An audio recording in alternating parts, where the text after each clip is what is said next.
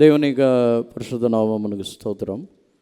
మనం కొనసాగుతూ అపోస్తలుడైన పౌలుకి దేవుడు బయలుపరిచి ఉన్న మర్మములు, వాటిని గురించి ధ్యానించుచున్నాము. అనేక కార్యములని ధ్యానించి ఉన్నాము. ఈ వారంతో తిమోతికి రాసిన పత్రికలో అపోస్తలుడైన పౌలుకి 2 కార్యములని గురించి చెప్పి ఉన్నారు. వాటిని గురించి ధ్యానించి ఈ మర్మములని గురించిన బైబిల్ స్టడీని మనం ముగించవచ్చు. తిమోతికి రాసిన పత్రిక, మొదటి పత్రిక 3వ అధ్యాయము 9వ వాక్యమని చదవండి. విశ్వాస మర్మమును పవిత్రమైన మనస్సాక్షితో గైకొని వారై ఉండవలెను, మరియు వారు మొదట పరీక్షింపబడవలెను, తరువాత వారు అనింద్యులైతే పరిచారకులుగా ఉండవచ్చు. 16వ వాక్యం కూడా చదవండి. నిరాక్షేపముగా దైవభక్తిని గూర్చిన మర్మము గొప్పదై ఉన్నది. ఆయన శరీరుడుగా ప్రత్యక్షుడయ్యను, ఆత్మ విషయమున నీతిపరుడని తీర్పు నొందెను, దేవదూతలకు కనబడెను, రక్షకుడని జనములలో ప్రకటింపబడెను, లోకమందు నమ్మబడెను, ఆరోహణుడై తేజోమయుడయ్యెను. దేవునికి పరిశుద్ధ నామమునకు స్తోత్రం. అపోస్తలుడైన పౌలుకి విశ్వాసమని గురించిన మర్మము, మంచి మనస్సాక్షిలో కాపాడుకొనవలను అని చెప్పుచున్నాడు.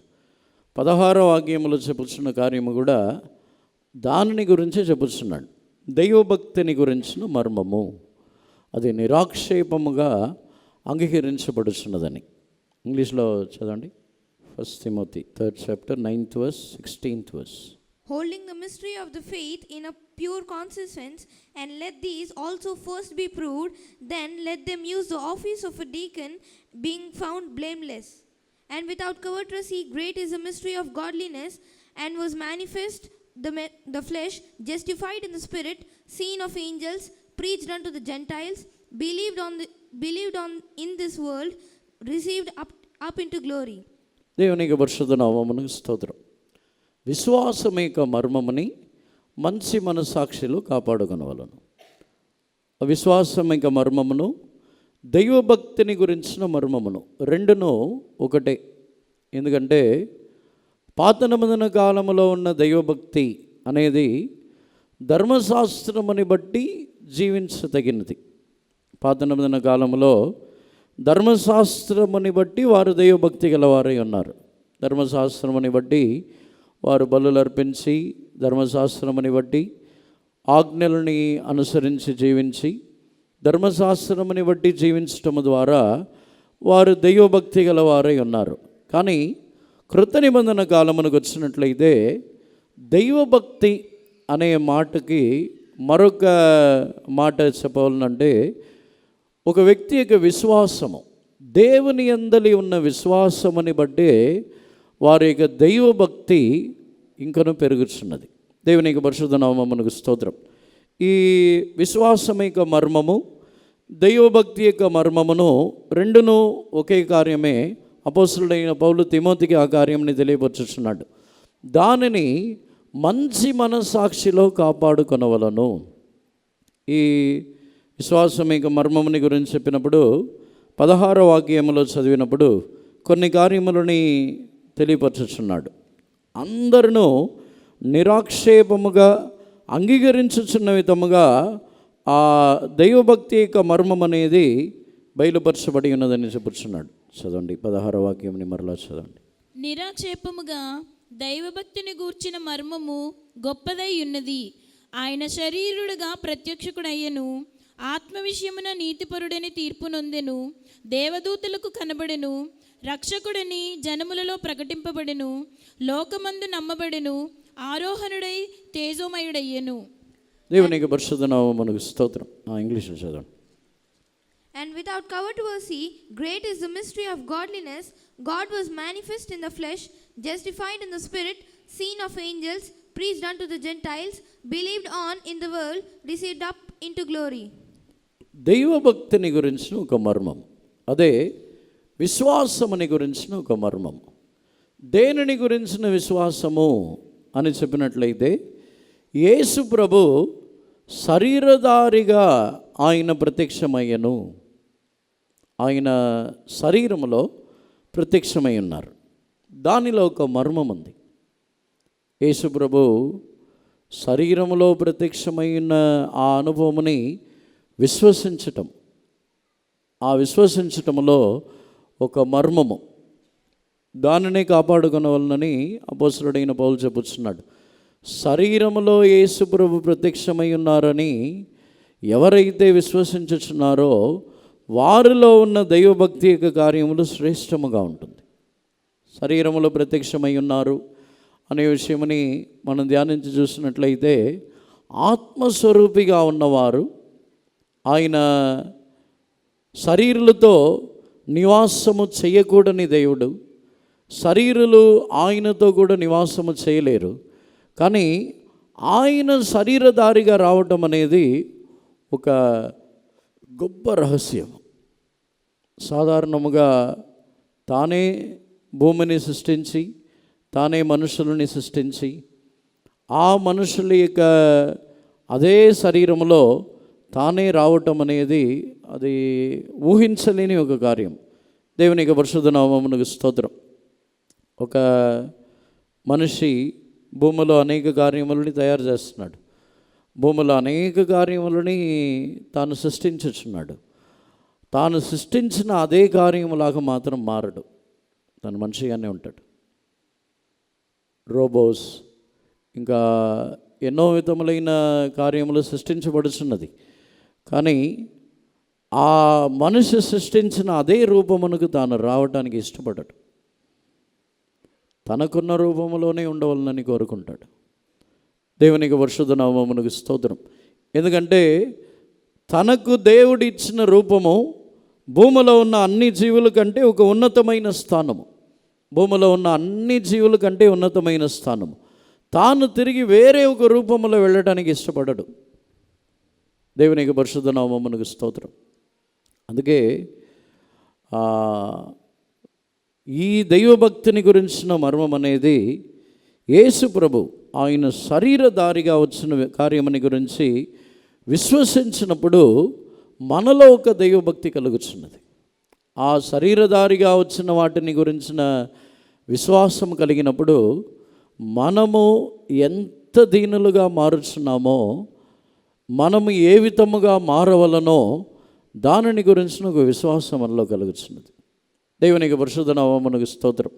అపోస్తలుడైన పౌలు ఈ దైవభక్తిని గురించి, దేవుని ఇంటిలో నడుచుకొనుచున్న విధానముని గురించి కూడా అక్కడ చెప్పుచున్నాడు. ఆ దైవభక్తిని గురించి మాత్రమే కాకుండా 3వ అధ్యాయము 15వ వాక్యములో చదివినప్పుడు దేవుని ఇంటిలో నడుచుకొనుచున్న విధానం ఏమిటి అని చెప్పి ఈ దైవభక్తిని గురించిన కార్యములని చెప్పుచున్నాడు. 15వ వాక్యముని చదవండి. అయినను నేను ఆలస్యము చేసిన ఎడల దేవుని మందిరములో అనగా జీవము గల దేవుని సంఘములో జనులు ఎలాగు ప్రవర్తింపవలెనో అది నీకు తెలియవలెనని ఈ సంగతులను నీకు వ్రాయిచున్నాను. ఆ సంఘము సత్యమునకు స్తంభమును ఆధారమునై ఉన్నది. నిరాక్షేపముగా దైవభక్తిని గూర్చిన మర్మము గొప్పదై ఉన్నది. ఆయన సశరీరుడుగా ప్రత్యక్షకుడయ్యను. ఆత్మ విషయమున నీతిపరుడని తీర్పు నొందెను. ఇంగ్లీష్లో చదవండి 15వ. But if I tarry long, that thou mayest know how thou oughtest to behave thyself in the house of God, which is the church of the living God, the pillar and the ground of the truth. దేవునికి పరిశుద్ధ నామమునకు స్తోత్రం. దైవభక్తిని గురించిన మర్మముని గురించి చెప్పడానికి ముందు దేవుని ఇంటిలో నడుచుకొనుచున్న విధానముని నీకు తెలియపరచుదును. దేవుని ఇంటిలో ఎలా నడుచుకొనవలనని చెప్పినప్పుడు ఇదే చెప్పుచున్నాడు. యేసు ప్రభు శరీరధారిగా ఆయన బయలుపరచబడెను. అంటే దేవుని ఇంటిలో నడుచుకున్నట్టుకు పౌలు ఆలోచన చెప్పినప్పుడు యేసు ప్రభు గురించి చెప్పుచున్నాడు. దేవుని ఇంటిలో నడుచుకొనొచ్చిన విధానము దైవభక్తి అని చెప్పినట్లయితే దానిలో మొట్టమొదటి కార్యము, దైవభక్తిలో ఉన్న రహస్యములో ఉన్న మొదటి కార్యము యేసు ప్రభు, ఆత్మస్వరూపిగా ఉన్న యేసు ప్రభు ఆయన శరీరధారిగా మారి ఉన్నారు. మనము కూడా దైవభక్తిలో ఉన్న రహస్యములో ఉన్న మొదటి కార్యము మన యొక్క జీవితంలో ఉన్నప్పుడు మనము మట్టి అయిన వారము. దేవుని యొక్క సన్నిధానము, దేవుని ఇంటికి వచ్చినప్పుడు నేనును మట్టి అయిన వానినే, మట్టి అయిన మనిషినే, శరీరములో ఉన్న మనిషినే అనే ఒక గ్రహింపు మనలో కలుగుతున్నది. దైవభక్తి యొక్క రహస్యం అనేది మొట్టమొదటిగా దీనత్వములోనే అది ప్రారంభించబడుతున్నది. దేవునికి పరిశుద్ధ నామమునకు స్తోత్రం.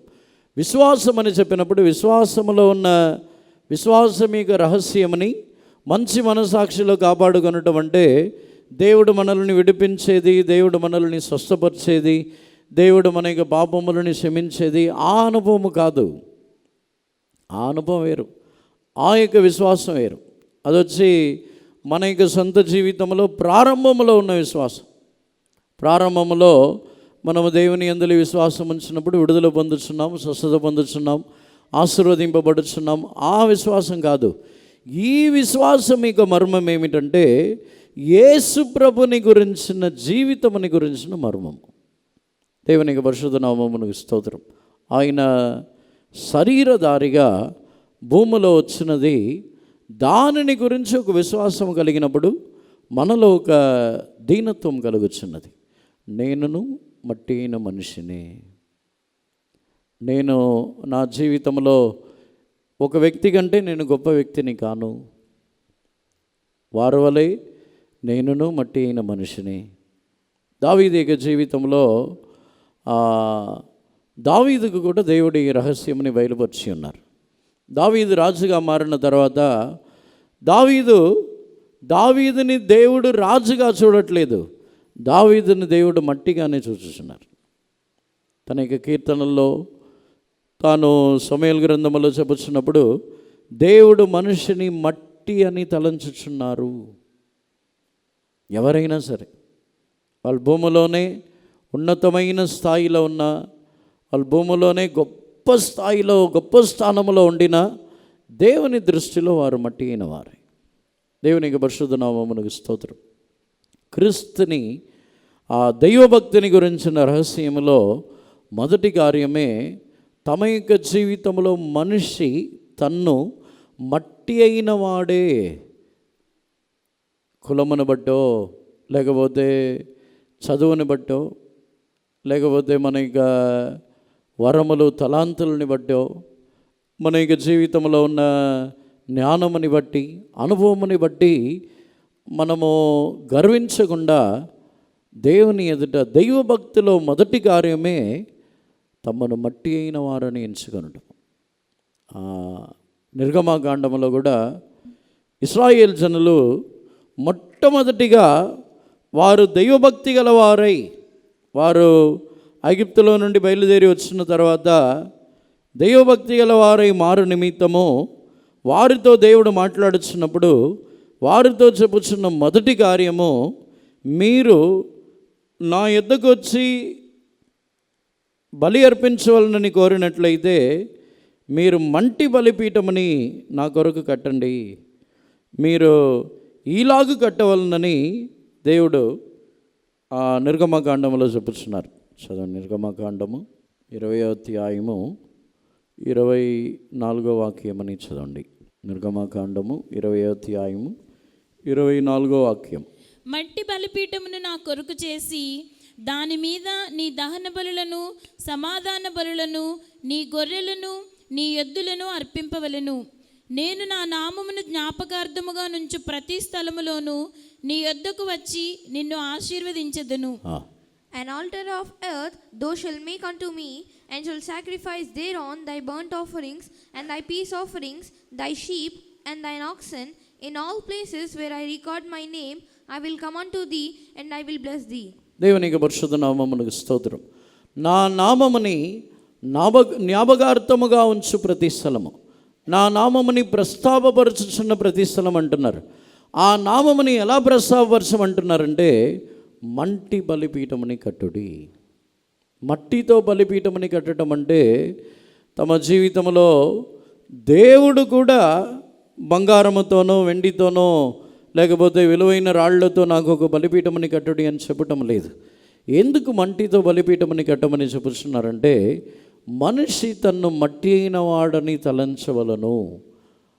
అదే దైవభక్తి యొక్క ప్రారంభం. దేవుని యొక్క పరిశుద్ధ నామమునకు స్తోత్రం. దైవభక్తి యొక్క రహస్యము, లేకపోతే విశ్వాసం యొక్క రహస్యము, మర్మం అని చెప్పినట్లయితే, తమ యొక్క జీవితంలో దేవుడు మనిషిగా శరీరధారిగా ఆయన ప్రత్యక్షమై ఉన్నారు కాబట్టి మేమును మట్టి అయిన వారమే, ఏ వ్యత్యాసమును లేదు. దైవభక్తి యొక్క మొదటి రహస్యం అది. మనము దైవభక్తి గల వారమైతే మనము నిజముగా, మనకు చెప్పాలంటే ఈ దినముల్లో దేవుడు అనేక పరిశుద్ధుల ద్వారా, అనేక సేవకుల ద్వారా ఈ వాక్యములు, ఈ రహస్యములన్నీ మనకు తెలియపరచబడి ఉన్నది. నిజముగా ఆ రహస్యముని మనము కాపాడుకున్నట్లయితే మనము కూడా అదే తలంపుతోనే ఉంటాం. ఒకవేళ సేవకులైనా సరే, ఒక లోకంలో ఉన్నతమైన స్థాయికి వెళ్ళిన వారు తమ్ముని గురించి తలంచుకొనటం అనేది, నేనును మట్టి అయిన మనిషినే, నేనును శరీరంలో ఉన్న సాధారణమైన మనిషినే అనే ఒక తలంపు. దేవునికి పరిశుద్ధ నామమునకు స్తోత్రం. ఒకరికంటే, వారికంటే, వీరికంటే గొప్పవాళ్ళము, వారికంటే మా స్థానము గొప్పది, మేము వారికంటే శ్రేష్టమైన వాళ్ళము అనే తలంపు రాకుండా మనల్ని మనము మట్టి అయిన వారమని తలంచి జీవించటే మొదటి దైవభక్తి. అదే దైవభక్తి యొక్క రహస్యం. తిమోతికి, దేవుని ఇంటిలో నేను ఒకవేళ రావటం ఆలస్యమైతే దేవుని ఇంటిలో నడుచుకొనుచున్న విధానముని నీకు బోధిస్తాను అని చెప్పి, దేవుని ఇంటిలో ఎలా ఉండాలి అని చెప్పినప్పుడు యేసుప్రభు గురించి చెప్పుచున్నాడు. యేసుప్రభు శరీరధారిగా బయలుపరచబడి ఉన్నారు. దేవుని ఇంటిలో ఇలా ఉండాలి, ఇలా కూర్చోవాలి, ఇలా డ్రెస్ వేసుకోవాలి, లేకపోతే ఇలా చూడాలి, ఇలా నడవాలి, అవన్నీ చెప్పలేదు పౌలు. దైవభక్తి యొక్క రహస్యం అనేది ఇక్కడ కూర్చోవటం, అక్కడ కూర్చోవటం, లేకపోతే అలా నడవటం, ఇలా నడవటం కాదు. దైవభక్తి యొక్క రహస్యమే యేసు ప్రభుని గురించినది. దైవభక్తి యొక్క రహస్యమే యేసు ప్రభు ఎందు నిమిత్తము భూమిలో వచ్చి ఉన్నారో వాటిని గురించిన విశ్వాసముని బట్టినది. అదే విశ్వాసం. దేవునికి పరిశుద్ధ నామమునకు స్తోత్రం. దానినే విశ్వాసం యొక్క రహస్యము, విశ్వాసం యొక్క మర్మము అని అపోస్తలుడైన పౌలు తిమోతికి రాయిస్తున్నాడు. దేవునికి పరిశుద్ధ నామమునకు స్తోత్రం. యేసు ప్రభు శరీరధారిగా రావటం మాత్రమే కాకుండా ఆ అధ్యాయముల్లో చదివితే 16వ వాక్యమని మరలా చదవండి. తిమోతికి రాసిన పత్రిక 3వ అధ్యాయము. నిరాక్షేపముగా దైవభక్తిని గూర్చిన మర్మము గొప్పదై ఉన్నది. ఆయన సశరీరుడుగా ప్రత్యక్షుడయ్యను, ఆత్మ విషయమును నీతిపరుడని తీర్పు నొందెను. ఆత్మ విషయమై నీతిపరుడని తీర్పు నొందెను. ఇంగ్లీష్లో. And without controversy, great is the mystery of godliness. God was manifest in the flesh, justified in the spirit, seen of angels, preached unto the Gentiles, believed on in the world, received up into glory. ఆత్మ విషయమై నీతిపరుడని తీర్పు పొందెను. దేవునికి పరిశుద్ధ నామమునకు స్తోత్రం. తెలుగులో ఆత్మ విషయమై అనుంది. ఇంగ్లీష్లో చూసినట్లయితే జస్టిఫైడ్ ఇన్ ద స్పిరిట్. తన యొక్క ఆత్మలో, మనుషుల యొక్క తీర్పు కాదు, అది ఆత్మలో కలిగిన ఒక తీర్పు. దైవభక్తి యొక్క మర్మం అనేదే మనుషుల ద్వారా వచ్చే తీర్పుని బట్టినది కాదు. యేసుప్రభు యొక్క జీవితముని బట్టి ఆయనని కొందరు విభచార సంతానం అన్నారు, ఆయనని కొందరు బెయల్సెబూల్ ద్వారా దయ్యములని వెళ్ళగొట్టుచున్నాడు అన్నారు, ఆయనని ఆహార ప్రియుడు, భోజన ప్రియుడు అన్నారు. ఇంకా ఎన్నో రకములుగా యేసుప్రభుని తీర్పు తీర్చి ఉన్నారు. ఇతడు మనలో ఈ వడ్రంగి వాని కుమారుడు, ఇతడు ఈ సంతానము విభచార సంతానము, రాహాబు యొక్క సంతానము, ఇలా అనేక రకములుగా శరీరముని బట్టి తీర్పు తీర్చి ఉన్నారు.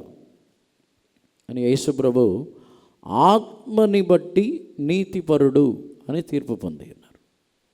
ఆత్మ విషయమై కాదు, ఆత్మలో ఆయన తీర్పు పొంది ఉన్నారు. మనుషుల యొక్క తీర్పు దైవభక్తి కాదు. దేవునికి పరిశుద్ధ నామమునకు స్తోత్రం. దైవభక్తి యొక్క రహస్యంలో ఉన్న విశేషమే మనుషుల యొక్క తీర్పుని మనము అంగీకరించకుండా ఉండటం. మనుషులు ఎవరినైనాను సరే, ఇప్పుడు ఒక వ్యక్తిని మనుషులు పాపి అని తీర్పు తీర్చినట్లయితే అది నిజమైన తీర్పు కాదు. లేకపోతే ఒక వ్యక్తి ఎవరైనా సరే లోకంలోనే గొప్పవారు ఉన్నతమైన స్థాయిలో ఉండవచ్చు, సంఘములోనైనా సమాజంలోనైనా సుప్రీంకోర్టు జడ్జి అయినా సరే, ఎవరైనా సరే ఒక వ్యక్తిని పాపి అని తీర్పు తీర్చినంత మాత్రము వారిని పరలోక రాజ్యము పాపి అని తీర్పు తీర్చట్లేదు. దేవునికి పరిశుద్ధ నామమునకు స్తోత్రం. ఆత్మలో కలుగుచున్న తీర్పు వేరు, ఆత్మ విషయమై తీర్పు తీర్చబడటం వేరు. అందుకే యేసు ప్రభుని గురించి రాయబడి ఉన్నది, ఆత్మని బట్టి ఆయన నీతిపరుడని తీర్పు తీర్చబడి ఉన్నారు. దేవునికి పరిశుద్ధ నామమునకు స్తోత్రం. లోకమైతే ఆయనని పాపి అని తీర్చి లోకము యేసు ప్రభుని సిలువ వేసి ఉన్నది. చెప్పాలంటే ఆయన మన యొక్క పాపములన్నిటినీ తన మీద వేసుకొని ఉన్నారు కాబట్టి తండ్రి కూడా ఆయన తన యొక్క ముఖముని మరుగు చేసుకొని ఉన్నారు. కానీ ఆత్మని బట్టి ఆయన నీతిపరుడని తీర్పు పొంది ఉన్నారు. దీని గురించి క్లుప్తంగా చెప్పాలంటే, మనము భూమిలో జీవించుచున్న కాలంలో దైవభక్తి యొక్క రహస్యం ఏమిటంటే, మనుషుల యొక్క తీర్పుని బట్టి మన యొక్క జీవితం మారకూడదు. మనుషులు చాలా రకాలుగా తీర్పు తీర్చవచ్చు. ఒకళ్ళు మనల్ని మంచివాళ్ళని చెప్పొచ్చు, ఒకళ్ళు మనల్ని చెడ్డవాళ్ళని చెప్పొచ్చు, కొందరు మనల్ని నీతిమంతులని చెప్పొచ్చు, కొందరు మనల్ని పాపులని చెప్పొచ్చు. ఆయన ఆత్మని బట్టి నీతిపరుడు అని తీర్పు పొంది ఉన్నారు. దేవునికి పరిశుద్ధ నామమునకు స్తోత్రం. మనము కూడా దేవుని తీర్పునే లక్ష్యం ఉంచాలి. ఆత్మని బట్టి నీతిపరుడని తీర్పు పొందటం. ఒక వ్యక్తిని దేవుడే పాపి అని తీర్చాలి, ఒక వ్యక్తిని దేవుడే నీతిమంతుడని తీర్పు తీర్చాలి. వాటిని గురించి మాత్రమే మనము లక్ష్యం ఉంచాలి, మిగతా వాటినన్నీ లెక్క చేయకూడదు. ఇప్పుడు వచ్చి మనల్ని ఎవరైనా సంఘములోనే ఒక మంచి విశ్వాసి వచ్చి నీవు పాపివి అని చెప్తే ఫీల్ అవుతారా? లేదు. సంఘములో ఉన్న సేవకుడు వచ్చి నీవు పాపివి అని చెప్తే ఫీల్ అవుతారా? లేదు. చీఫ్ పాస్టర్ వచ్చి నీవు పాపివి అని చెప్తే ఫీల్ అవుతారా? చీఫ్ పాస్టర్కైనా సేవకులకైనా సంఘములోనే గొప్ప విశ్వాసికైనా ఒక వ్యక్తిని పాపి అని తీర్పు తీర్చడానికి అధికారం లేదు. ఎందుకంటే ఆ పాపి నిమిత్తము యేసుప్రభువే మరణించి ఉన్నారు. నీతిపరుడని తీర్పు తీర్చబడి ఉన్నారని మనం విశ్వసించినప్పుడు ఆ విశ్వాసం యొక్క మర్మం ఏమిటంటే, ఆయన నీతిపరుడుగా ఆత్మని బట్టి తీర్పు తీర్చబడినప్పుడు మనము కూడా నీతిమంతులమని తీర్పు తీర్చబడుచున్నాము. అదే విశ్వాసంలో ఉన్న మర్మం. దేవునికి పరిశుద్ధ నామమునకు స్తోత్రం. దైవభక్తి యొక్క మర్మము అని చెప్పినట్లయితే, యేసు ప్రభు ఆత్మని బట్టి తీర్పు తీర్చబడినట్లయితే మనము కూడా నీతిమంతులమే అని తీర్పు తీర్చబడుచున్నాం. అదే విశ్వాసం. అదే యేసు ప్రభులో సిలువలో యేసు ప్రభు తీర్పు తీర్చబడి ఉన్న ఆ అనుభవముని గురించిన విశ్వాసం. మనము దానిని విశ్వసించినట్లయితే ఎవరిని కూడా పాపులని తీర్పు తీర్చలేం. అందుకే సాతానుడు తీర్పు తీర్చినా యేసు ప్రభు దాన్ని అంగీకరించట్లేదు. సాతానుడు తీర్పు తీర్చేది ఒక వ్యక్తి యొక్క జీవితంలో పాపం ఉండటం అతనికి తెలుసు. సాతానుడు నిజమే చెప్తాడు, దేవుని దగ్గర అబద్ధం ఆడలేడు. కానీ నిజమే చెప్పినా కూడా సాతానుడి తీర్పుని దేవుడు అంగీకరించట్లేదు. ఎందుకంటే యేసు ప్రభు ఆయన నీతిపరుడని తీర్పు పొంది ఉన్నారు కాబట్టి ఆయన యందలి విశ్వాసం ఉంచే వారు అందరూ నీతిమంతులుగా మారుస్తున్నారు. అందుకే విశ్వాసం యొక్క మర్మముని మంచి మనస్సాక్షితో కాపాడుకునేవారు. దేవునికి పరిశుద్ధ నామమునకు స్తోత్రం. అపోస్తలుడైన పౌలు తిమోతికి ఆ కార్యమనే రాయిస్తున్నాడు. దేవుని ఇంటిలో నడుచుకొనుచున్న విధానము, తన వెంటనే ఎవరిని తీర్పు తీర్చకూడదు. యేసు ప్రభు ఆత్మని బట్టి ఆత్మ విషయమై నీతిపరుడని తీర్పు పొంది ఉన్నారు కాబట్టి ఆయన యందలి విశ్వాసం ఉంచే ప్రతి ఒక్కరిని నీతిమంతులుగా మారుచున్నారని తిమోతి విశ్వసించాలి. లేకపోతే సంఘములో ఉన్న ప్రతి ఒక్కరూ తన యొక్క దృష్టికి పాపుల్లాగానే కనబడతాడు.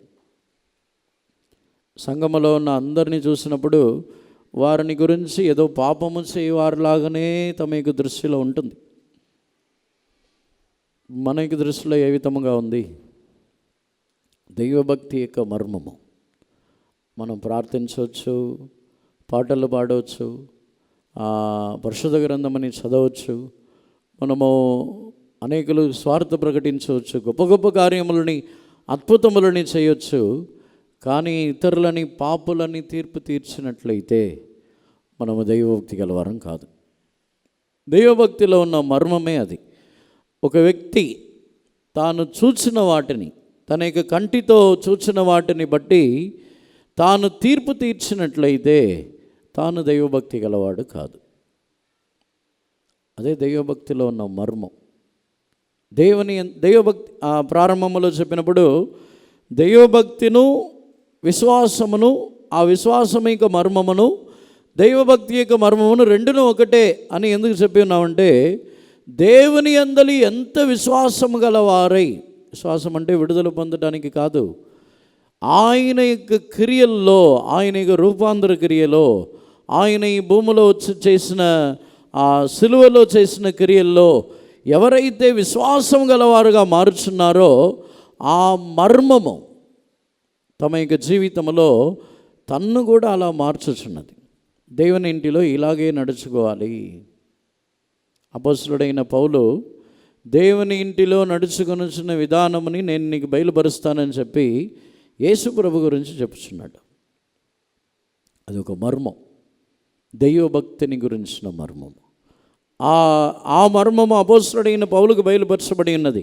ఆ అపోస్తలుడైన పౌలు ఎలా నడుచుకోవాలని చెప్పినప్పుడు అపోస్తలుడైన పౌలు ఒక పెద్ద రూల్స్ లిస్ట్ వేయట్లేదు. తిమోతికి నువ్వు ఇలా ఉండాలి, నువ్వు అలా ఉండాలి, ఒక సేవకుడుగా ఏర్పరచుకున్నట్టుకు కొన్ని కార్యములని చెప్పుచున్నాడు. కానీ తిమోతి విషయమునకు వచ్చినప్పుడు నీవు దేవుని ఇంటిలో నడుచుకొనుచున్నప్పుడు ఈ దైవభక్తి యొక్క మర్మముని తెలుసుకొని ఆ దైవభక్తి యొక్క మర్మముని బట్టి నడుచుకోవాలంటున్నాడు. దేవునికి పరిశుద్ధ నామమునకు స్తోత్రం. దానికి వచ్చి యేసు ప్రభుని గురించే చెప్పుచున్నాడు. అందులో ఏ ప్రమాణములే లేవు. యేసు ప్రభుని గురించి ఎంత విశ్వాసం కలుగుతున్నదో అది ఆ దైవభక్తిలో ఒక ఎదుగుదల ఉంటుంది. దేవునికి పరిశుద్ధ నామమునకు స్తోత్రం. కొన్ని సందర్భముల్లో కొన్ని ప్రమాణములను పెట్టినప్పుడు అందులో ఎదుగుదల ఉండదు. అదే దైవభక్తి అని దాంతో ఆగిపోతున్నాం. కొన్ని సందర్భముల్లో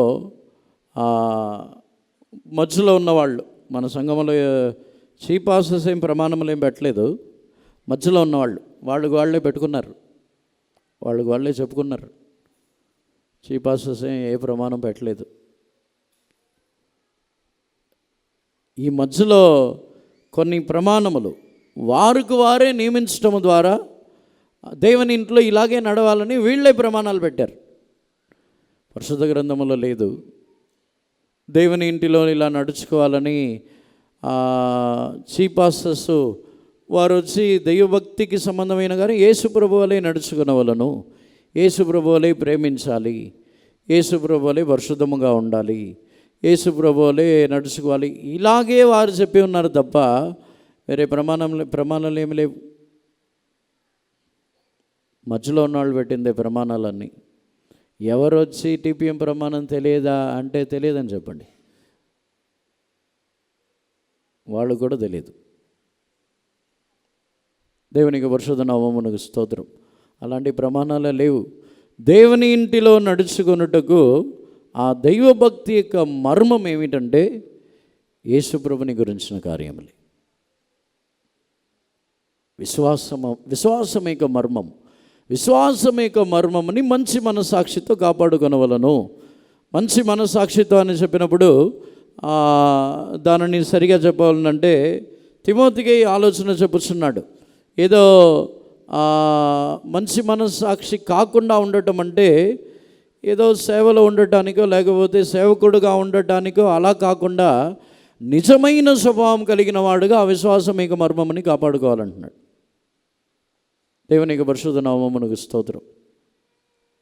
యేసు ప్రభు యొక్క ఆ నిజమైన స్వభావములు కలిగి ఉండటమే దైవభక్తి యొక్క మర్మము. దీన్ని గురించి ఇంకా కొనసాగుతూ మనం ధ్యానించినట్లయితే దేవదూతల ద్వారా బయలుపరచబడి ఉన్నారు. చదవండి 3వ అధ్యాయం. దేవదూతలకు కనబడెను, రక్షకుడని జనములలో ప్రకటింపబడెను. దేవదూతలకు కనబడెను. దేవునికి పరిశుద్ధ నామమునకు స్తోత్రం. ఇంగ్లీష్లో justified in the spirit, seen of angels, preached unto the Gentiles. దేవదూతలకు కనబడెను. దేవదూతలకు కనబడటం అంటే దేవదూతలకు ఎవరు కనబడరా? అదొక మర్మం, దైవభక్తి యొక్క మర్మము. దేవదూతలకు కనబడెను. యేసు ప్రభు దేవదూతలకు కనబడటం ఏంటి? దేవదూతలకు కనబడెను. యేసు ప్రభు భూమిలో వచ్చిన తర్వాత కొన్ని సందర్భములలో దేవదూతలకు కనబడి ఉన్నారు. ఆయన బలహీనమైనప్పుడు ఆయనకు పరిచారము చేయ నిమిత్తము ఆయన యుద్ధకు వచ్చిన దేవదూతలు ఒక సందర్భంలో, అటు తర్వాత ఆయన పునరుత్థానుడైన తర్వాత ఆ స్థలంలో వచ్చిన దేవదూతలు. దానిని గురించి ప్రకటించుటకు యేసు ప్రభు జన్మించబడినప్పుడు ఆయన యొక్క జన్మించబడటమని గురించి ప్రకటించుటకు వచ్చిన దేవదూతలు. ఇలా కొన్ని సందర్భముల్లోనే యేసు ప్రభు దేవదూతలకు కనబడి ఉన్నారు. అంటే దేవదూతలు వారు కూడా ఆత్మలో ఉన్నారు కాబట్టి వారికి కనబడని వాళ్ళు ఎవరు ఉండరు, అందరినీ వారు చూస్తున్నారు. కానీ ఆ సందర్భంలో వారు ప్రత్యక్షమవుతున్నారు. దేవునికి పరిశుద్ధ నామమునకు స్తోత్రం. మనం దాన్ని ధ్యానించి చూసినట్లయితే దేవుని ఇంటిలో నడుచుకొనుచున్న విధానం, లేకపోతే దైవభక్తి యొక్క మర్మము అని చెప్పినట్లయితే మనము దేవదూతల యొక్క పరిచర్యని అనుభవించడం అనేది ఒక మర్మం. దేవునికి పరిశుద్ధ నామమునకు స్తోత్రం. దేవదూతలకు కనబడేను. యేసు ప్రభు దేవదూతలు కనబడి ఉన్నారు. దేవుని ఇంటిలో నడుచుకొనుచున్న విధానం అంటే మనము దేవదూతల యొక్క పరిచర్యని పొందకపోవటం అనేది నిజమైన దైవభక్తి కాదు. హెబ్రీయులకు రాసిన పత్రికలో 1వ అధ్యాయంలో చదువుతున్నప్పుడు దేవదూతలని గురించి రాయబడి ఉన్నది, వారు రక్షణ అనే స్వాస్థ్యమని పొందగోరు వారికి పరిచారకులుగా పంపబడుచున్న ఆత్మలు కారా. చదవండి 1వ అధ్యాయము 13వ వాక్యము 14వ వాక్యముని చదవండి. అయితే నేను నీ శత్రువులను నీ పాదములకు పాదపీఠముగా చేయి వరకు నా కుడి పార్శ్వమును కూర్చుండుము అని దూతలలో ఎవని గూర్చి అయినను ఎప్పుడైనను చెప్పెనా? వీరందరూ రక్షణయును స్వాస్థ్యము పొందబోవు వారికి పరిచారము చేయుటకై పంపబడిన సేవకులైన ఆత్మలు కాదా? But to which of the angels said he at any time, sit on my right hand until I make thine enemies thy footstool? Are they not all ministering spirits sent forth to minister for them who shall be heirs of salvation? దేవదూతలని గురించి చెప్పబడి ఉన్నది, వీరందరూ రక్షణ అనే స్వాస్థ్యమని పొందగోరు వారికి పరిచారకులుగా పంపబడిన ఆత్మలు కారా. దైవభక్తి యొక్క రహస్యంలో ఒక కార్యము దేవదూతల యొక్క పరిచర్యని అనుభవించడం. దైవభక్తి గలవారు, అదే రక్షణ అనే స్వాస్థ్యమని పొందగోరు వారికి విశ్వాసం యొక్క రహస్యం, అది విశ్వాసం యొక్క మర్మముని మనము మంచి మనస్సాక్షిలో కాపాడుకొనవలను. అంటే ఆ మంచి మనస్సాక్షి ఏమిటంటే మనుషులని పరిచారకులుగా మార్చటము కాదు. దేవుని కొరకు మనుషులు పరిచారకులుగా మారవచ్చు, కానీ మనుషుల కొరకు మనుషులు పరిచారకులుగా మారకూడదు. దేవునికి పరిశుద్ధ నామమునకు స్తోత్రం. భూమిలో అనేక సేవకులు అపోస్తులుడైన పౌలుకును ఇంకా అనేక అపోస్తులైన వారికి పరిచారకులుగా ఆ దినములో కొందరు కన్యకలు ఉన్నారు. పరిచారకులుగా తిమోతి ఇంకా అనేక యవనస్తులైన వారు పరిచారకులుగా ఉన్నారంటే సేవకు వారు పరిచారకులుగా సహాయముగా ఉన్నారు, కానీ వారి యొక్క శరీర బలహీనతకు వారు పరిచారకులుగా లేరు. దేవునికి పరిశుద్ధ నామమునకు స్తోత్రం. దేవదూతలకు యేసు ప్రభు కనబడి ఉన్నారు. దేవదూతలకు కనబడటం అంటే దానికి అర్థమే మనము దైవభక్తి గలవారై దేవదూతల యొక్క పరిచర్యని బలహీనతల్లో, మన యొక్క శోధనలో, కష్టములో, మన యొక్క జీవితంలో మరణ పరిస్థితుల్లో, మన యొక్క పునరుత్థానము, వాటిని గురించిన కార్యములు అన్నిటిలోనూ దేవదూతలకు మనం కనబడాలి. అటువంటి సందర్భముల్లో దేవదూతల యొక్క సహాయముని మనం పొందాలి. దేవునికి పరిశుద్ధ నామమునకు స్తోత్రం. అపోస్తలులు కూడా దాన్ని అనుభవించి ఉన్నారు. అపోస్తలులు కూడా పేతురు చెరసాల్లో ఉన్నప్పుడు దేవదూత వచ్చి ఉన్నాడు. ఇంకా చాలామంది దేవదూతల్ని వారు దర్శించి ఉన్నారు. పునరుద్ధానము చెందిన యేసుప్రభుని గురించి వారు యేసుప్రభుని చూడవలనని వెళ్ళినప్పుడు వారు ఈ దేవదూతల్ని చూశారు. దేవదూతలు వారు కనబడి ఉన్నారు. దేవునికి పరిశుద్ధ నామమునకు స్తోత్రం. ఇలా మన యొక్క జీవితంలో కూడా దేవదూతల యొక్క పరిచర్యని మనం అనుభవించాలి. దేవదూతల యొక్క మనుషులు కొన్ని కార్యములని మనకు ప్రకటించలేకపోవచ్చు.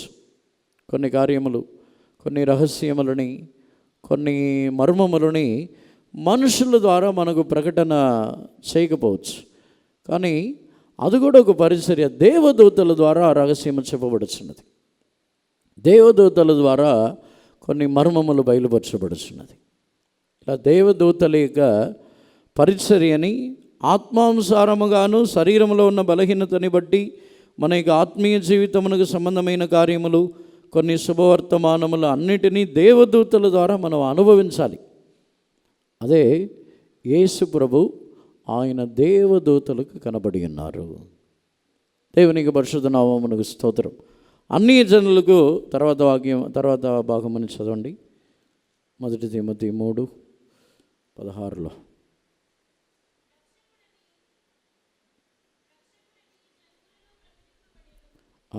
రక్షకుడు అని జనములలో ప్రకటించబడను. ఇంగ్లీష్లో preached unto the Gentiles.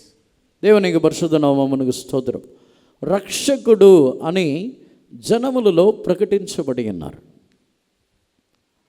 ఆయనని గురించి ఆయనే రక్షకుడు అని ప్రకటించి ఉన్నారు. దేవునికి పరిశుద్ధ నామమునకు స్తోత్రం. యేసు ప్రభుని గురించిన కార్యముల్లో ఆయన రక్షకుడని ప్రకటించబడుటకు ఆ అనుభవముని చూసినట్లయితే దైవభక్తి యొక్క మర్మములో ఉన్న విశేషము మనము సొంతముగా మనల్ని గురించి ప్రకటించుకొనకుండా, మనల్ని గురించి గొప్పగా చెప్పుకొనకుండా, యేసు ప్రభు తన్ను గురించి ఏ స్థలములో కూడా గొప్పగా చెప్పుకోలేదు. నా తండ్రి యొక్క ఆజ్ఞ, నా తండ్రి చెప్పిన మాట, నా తండ్రి చిత్తము, ఇలాగే చెప్పుకొనుచున్నారు. యేసు ప్రభుకు తనకు తానే సొంతముగా ఆయనకు జ్ఞానం ఉంది, ఆయనకు బలం ఉంది, శక్తి ఉంది. కానీ ఎక్కడ కూడా నేనే ఈ కార్యముని చేయించున్నానని చెప్పట్లేదు. ఎక్కడ కూడా నేనే ఈ మేలు చేసి ఉన్నానని చెప్పండి అని చెప్పట్లేదు. ఎక్కడైనా స్వస్థపరిచినప్పుడు, విడిపించినప్పుడు మీరు ఎవరికైనా తెలియపరచవద్దని చెప్పుచున్నారు తప్ప దానిని వెళ్ళి ప్రకటించడని చెప్పట్లేదు. కానీ ఇక్కడ వాక్యములు చదివినప్పుడు ఆయన రక్షకుడని ప్రకటించబడి ఉన్నారు. తిమోతి దేవుని ఇంటిలో నడుచుకొనుచున్న విధానం, లేకపోతే దైవభక్తి యొక్క మర్మం ఏమిటంటే తన గురించి ఏమీ చెప్పుకొనకూడదు. దైవభక్తి యొక్క మర్మము అపోస్తలుడైన పౌలుకు తాను దేవుడు బయలుపరిచిన మర్మముని బట్టి తన్ను గురించి, తన యొక్క శక్తిని గురించి, తన యొక్క సామర్థ్యముని గురించి, తన యొక్క జీవితంలో తనకున్న జ్ఞానముని గురించి, గొప్పతనముని గురించి తెలియపరచుకొనకుండా యేసు ప్రభుని గురించి బయలుపరచబడాలి. యేసు ప్రభుని గురించే ఇలాగే నడుచుకోవాలి. అక్కడ తేటగా చెప్పుచున్నాడు, ఆయనని గురించి అన్ని జనులలో రక్షకుడు అని ప్రకటించబడెను. ఆయనే తను గొప్పవాడుగా ప్రకటించుకోవచ్చు, కానీ యేసుప్రభు ఎక్కడనూ చెప్పలేదు. యేసుప్రభు తను గొప్పవారని చెప్పలేదు. దేవుని యొక్క పరిశుద్ధ నామమునకు స్తోత్రం. దైవభక్తి యొక్క మర్మము, దానిలో విశేషం ఏమిటంటే మనల్ని గురించి గొప్పగా చెప్పుకొనకుండా దేవుని గురించి, యేసుప్రభుని గురించే ప్రకటించట. ఆయన యొక్క కృప, ఆయన యొక్క శక్తి, ఆయన యొక్క సహాయము, ఆయన యొక్క బలము, దేవుని యొక్క రూపాంతర క్రియ, మనల్ని గురించి గొప్పగా చెప్పుకున్నట్టుకు ఏమీ లేదు. కొన్ని సందర్భంలో మన యొక్క దైవభక్తి ఎలా ఉంటుందంటే మనం సాక్షులు చెప్తాం. నేను ఉపవాసం ఉండి చాలా కష్టపడి ప్రార్థన చేశాను, కన్నీళ్లతో ఏడ్చి ప్రార్థన చేశాను, ఇన్ని రోజులు ప్రార్థన చేశాను, ఇలా ప్రార్థన చేశాను, వాళ్ళ దగ్గర ప్రార్థన చేయమని చెప్పాను, చాలామంది దగ్గర ప్రార్థన చేస్తున్నాను, ఇలా మనం పెద్ద లిస్ట్ చెప్పి చివరిలో ఒకే మాట చెప్తాం, దేవుడు స్వస్థపరిచారు, దేవుడు విడుదల ఇచ్చారు, అంతే. లాస్ట్లో ఒకే మాట, దేవుడు చేసింది. మిగతా దాన్ని మనం చేసిందే చెప్తాం. నేను ఇలా చేశాను, అలా చేశాను, ఇలా ఉన్నాను, ఇలా కష్టపడ్డాను, ఏమేమో చెప్పి చివరిలో దేవుని గురించి ఒకే మాట చెప్తాం. దేవునికి పరిశుద్ధ నామమునకు స్తోత్రం. దైవభక్తి యొక్క మర్మం అనేది మనం మరుగై ఉండి పూర్తిగా దేవుని గురించి తెలియపరచడమే దైవభక్తి యొక్క మర్మం. అన్ని జనులలో ఆయనని గురించి ప్రకటించి ఉన్నారు. దేవునికి చిత్తమైతే వచ్చే వారంలో మనం ఈ కార్యముని గురించి ధ్యానించవచ్చు. మనం అందరం కూడా కన్నులు మూసుకుందాము. అపోస్తలుడైన పౌలుకి బయలుపరచబడి ఉన్న మర్మములలో ఈ మర్మము కూడా ఒకటి, విశ్వాసం యొక్క మర్మం. ఈ విశ్వాసం యొక్క మర్మం అనేది యేసుప్రభుని గురించిన విశ్వాసం, యేసుప్రభు యొక్క జీవితముని గురించి, ఆయన యొక్క శక్తిని గురించి, ఆయన విడిపించిన కార్యములు, స్వస్థపరచుచున్న కార్యములు కాదు, ఆయన యొక్క జీవితముని గురించిన ఒక విశ్వాసం. అప్పుడు మనలో ఆ దైవభక్తి యొక్క మర్మము, దైవభక్తి అనేదే ఒక మరుగైన జీవితం, ఒక మర్మం. అది మనం అనుకొనిచున్న ప్రకారముగా దైవభక్తి అనేది అందరికీ కనబడుచున్న కార్యము కాదు.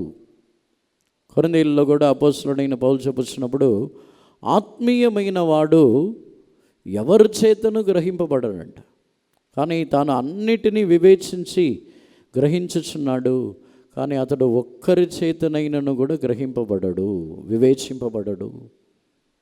ఒక నిజమైన దైవభక్తి మనలో ఉన్నట్లయితే ఆ దైవభక్తి, ఆ జీవితం వచ్చి రహస్యముగానే ఉంటుంది, అది మర్మముగానే ఉంటుంది,